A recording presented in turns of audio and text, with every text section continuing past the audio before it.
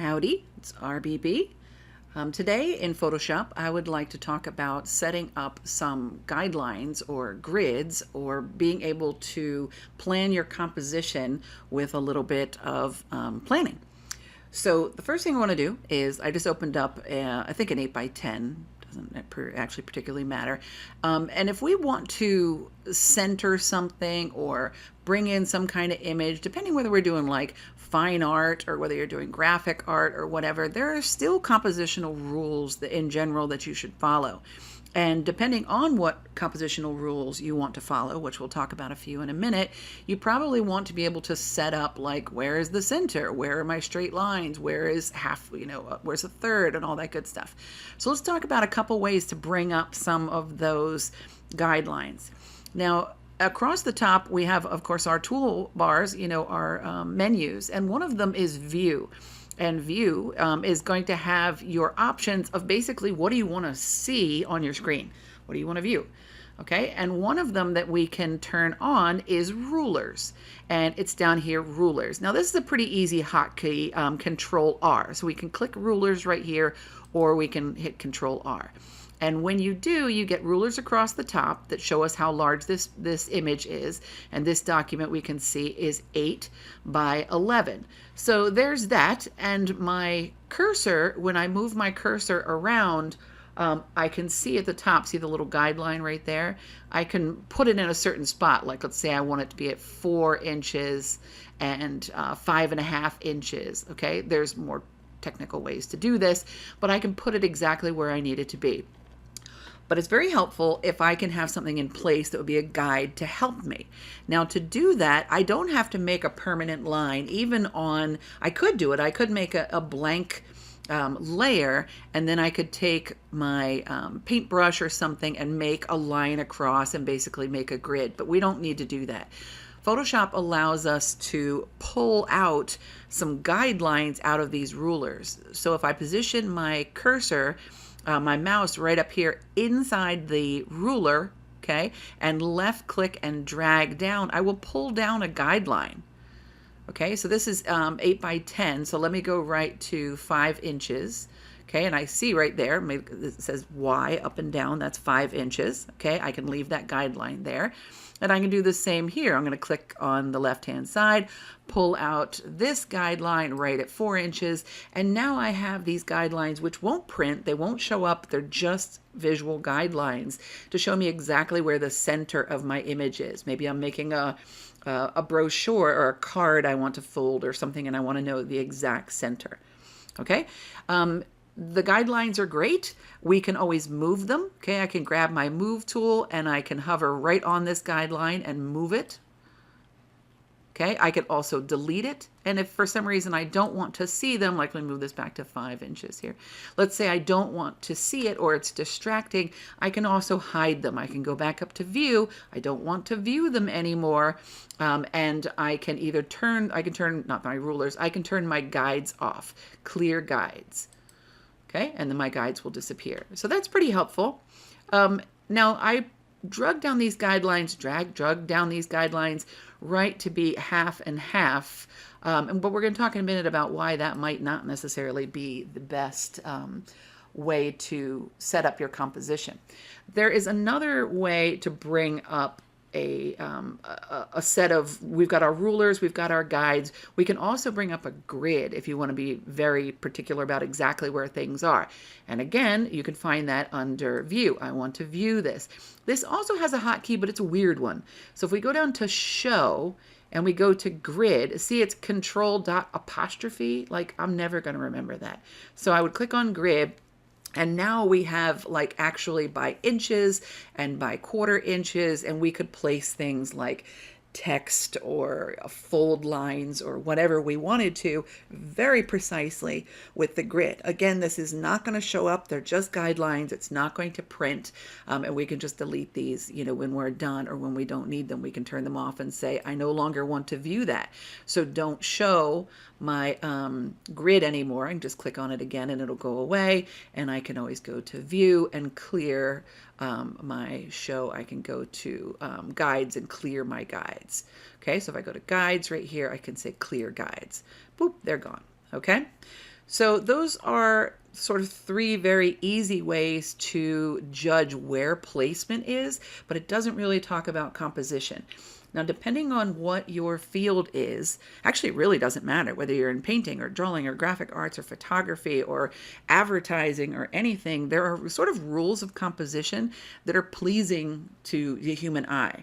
Keep in mind that every rule exists to be broken, and some people break it very well.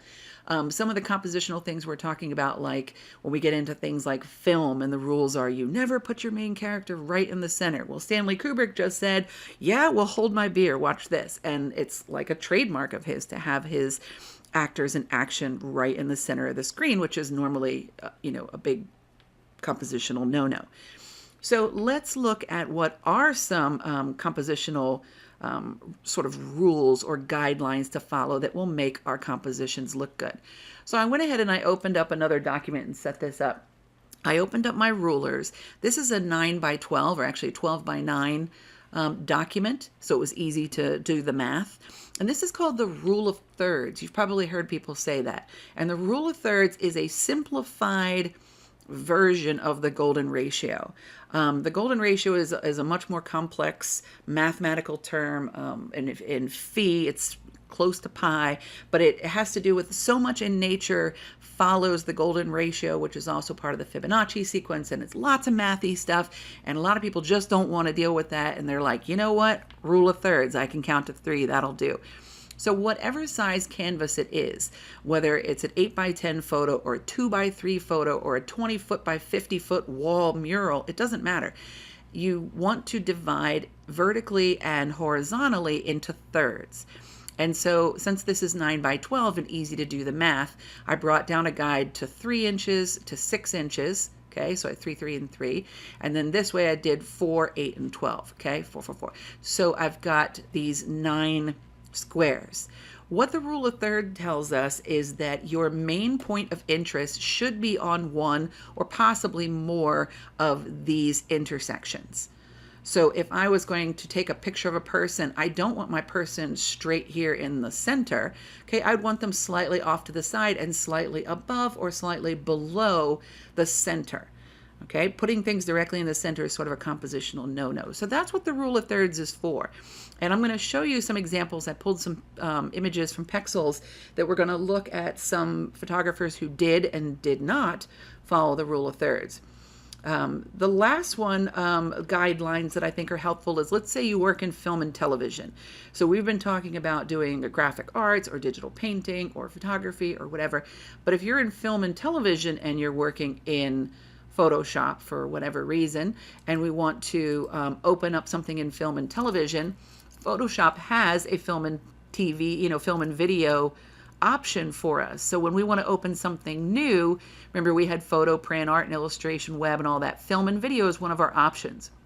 So when we go to open something in film and video, and we choose something like 1920 by 1080, which is standard high definition, okay, and I say create, this is going to be born with guidelines in place. Okay, I didn't set these up. This is what's called born this way. Okay, it's like Lady Gaga says. All right, it was, this comes this way. And what this is, if you're in film and television, you'd be familiar with these lines. This lets us know, it's called safe action, safe title. And this is just showing us guidelines that if this is our widescreen television, we want to make sure that the action that we want our viewers to see stays within this outer guide. Okay? And so we don't want like something super important happening right here on the edge. Okay? Because on a different screen or in a different aspect ratio, that might get cut off. So we want to make sure that our action stays inside these guidelines. Same thing with our titles. We want to make sure that our titles stay inside the guidelines. So our credits, any information, our closed captioning, any of that kind of stuff needs to stay within the safe action, safe title. So it's a very common guideline if you work in film and television or anything in widescreen games, things like that are going to be viewed on the screen to stay within these guidelines. Okay? So they automatically come up that way. We can still move them and we can add more of our own. We can always drag down more and find the middle. We can always add our own guidelines, okay? But that's a film and television version. All right, let's look at a couple of the images that I pulled in from Pexels just to show you sort of what the rule of thirds is doing. That one's sort of complicated. Let's see, let's jump back to this one. Okay, this one right here, this image is quite large. This image is like a little over 45 inches. I mean, this is a big image. Okay, this is a big giant poster. And you might say, okay, you know what, RBB, that is not exactly the rule of thirds. That is considerably larger. Or, you know, how am I going to figure out where exactly the thirds are? You can even eyeball it. Let's bring down some guidelines. We could do the math, but I don't feel like it. I'm going to guess that's about a third. And this is about a third. Okay, you learn to eyeball it pretty well. Okay, and I'm going to do thirds this way and say, okay, there's a third. And here's ballpark a third. Okay, now you can see by doing these, and you could, you know, check my math and see exactly how close this is, but it's a pretty good guess. All right, and by placing this rule of thirds, we see that this photographer put the horizon line right there on that lower third, which means 2/3 sky, 1/3 land. And this palm tree is pretty much right on this third. So again, it's like this open air here and sort of busy, interesting stuff here. Our eyes like to have areas of interest and areas of rest. And this rule of thirds makes this a very compositionally interesting photo and well done. If this palm tree was right in the middle, or if we split the sky straight in half, it wouldn't look nearly as good. Let's look at another example. Here's an example of one that I do not think follows the rule of thirds, and I don't particularly like it. So if we bring, like, to me, this seems really boring. This is like, it's like several different pictures. I've got this sky chunk, I've got this water chunk, and I've got the umbrellas chunk. And they don't seem to go together. So if I split this into thirds, okay, again, sort of ballpark guessing here, my thirds. If I drop in, let's see, my rule of thirds, you will see that this one, no, that wasn't exactly right. You'll see that this one is breaking a lot of rules. You generally don't want your picture divided in half, okay? And we've got, look at that, the horizon line for this ocean, half sky, half land, okay? It's not very interesting. And even the water doesn't necessarily come down to one of the thirds lines.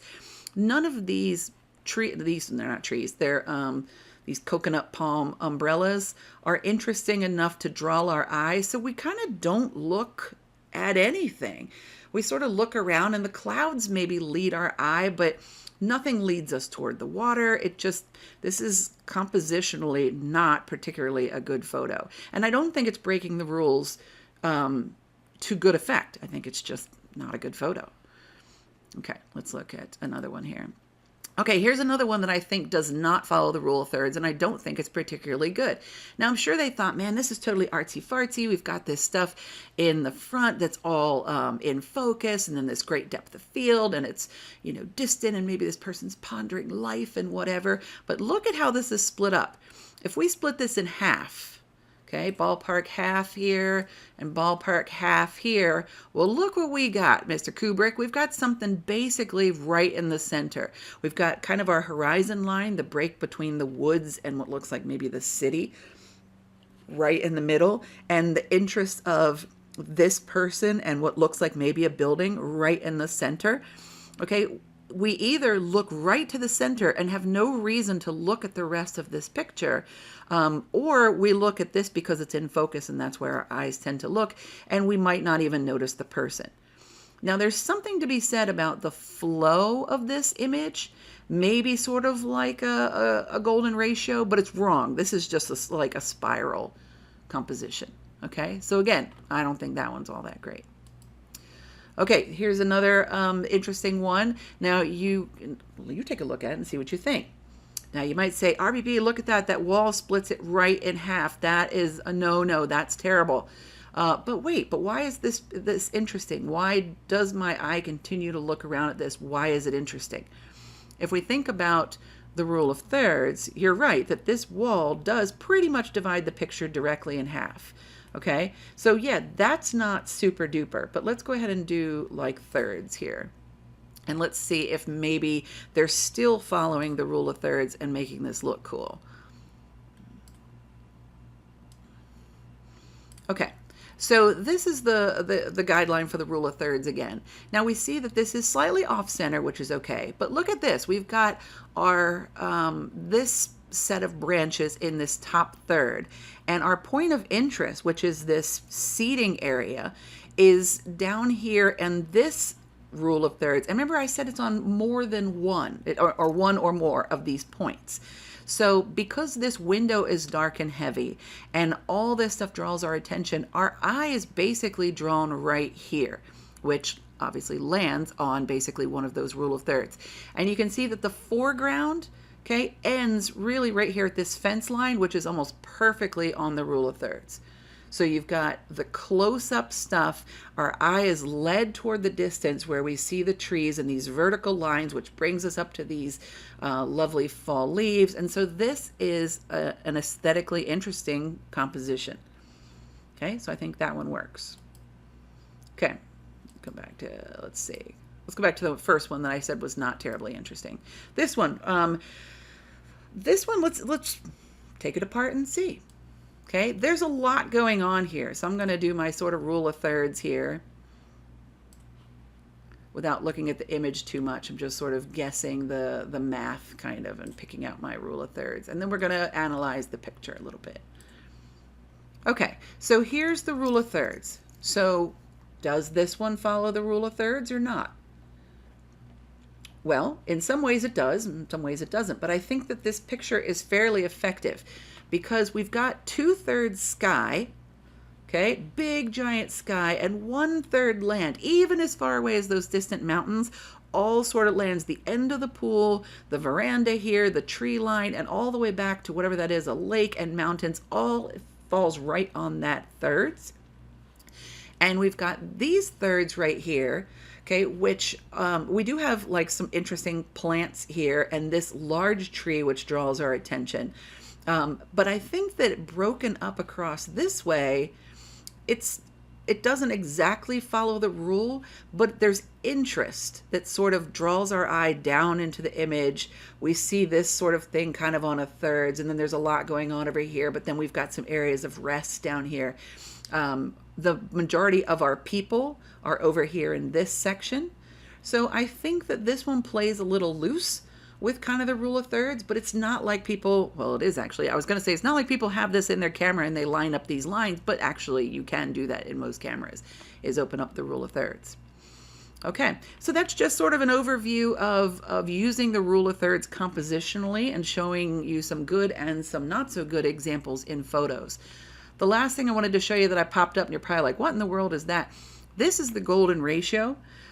This mathematical curve shows up in lots of things in nature. It shows up in daisies and pine cones and nautilus shells and the way that plants grow.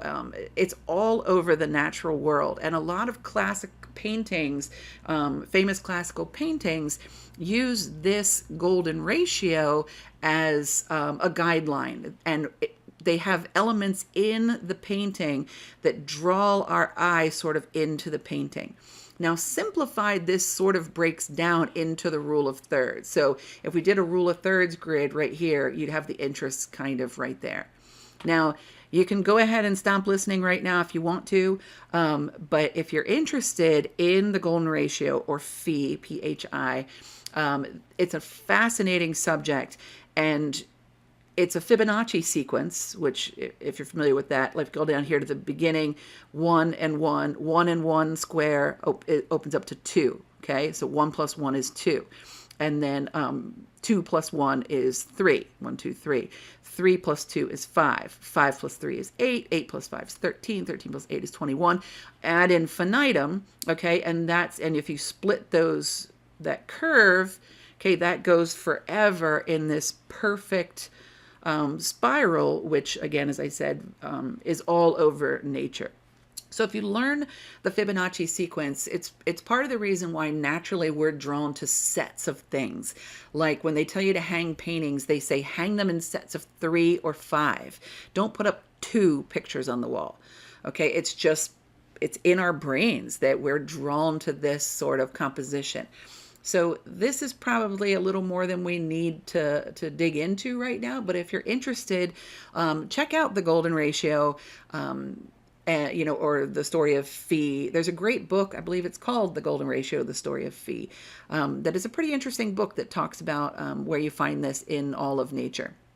Okay, so that was a lot of information, all the way from pulling out a couple of simple guidelines to film and television, analyzing photos composition, and then into some heavy stuff like the Fibonacci sequence and the golden ratio. But I hope that was helpful and at least makes you think about this stuff when you go to design your artwork, that you use these guidelines, because it is going to be aesthetically more pleasing. People are going to be drawn to it. And if you choose to break the rules, like Stanley Kubrick, and put things directly in the center, and there are famous paintings that way too, break the rules on purpose, and you still have to break the rules with knowledge. Sometimes I tell my students when they're drawing, I'm like, there's drawing correctly, there's drawing wrong, and then there's distorting with knowledge. So if I want to stylize something, I know what the bones of my hand look like. I know what's going on in the anatomy. But if I want to distort and make them long, creepy fingers, they still are anatomically correct, but maybe extra long and creepy. So I'm distorting with knowledge. So that's a whole nother topic, and we're not going to get into that because we're already at 20 minutes. But there you go. That's a little compositional advice. Very easy to set up. And we can talk more about it if you want to. You guys let me know in the comments if you want to know more about the golden ratio and the Fibonacci sequence and all that good stuff. And also in the comments, let me know if there's any subject you'd like me to cover in Photoshop. And I will see you guys next time. All right. Thanks for sticking with me the whole time. Be well.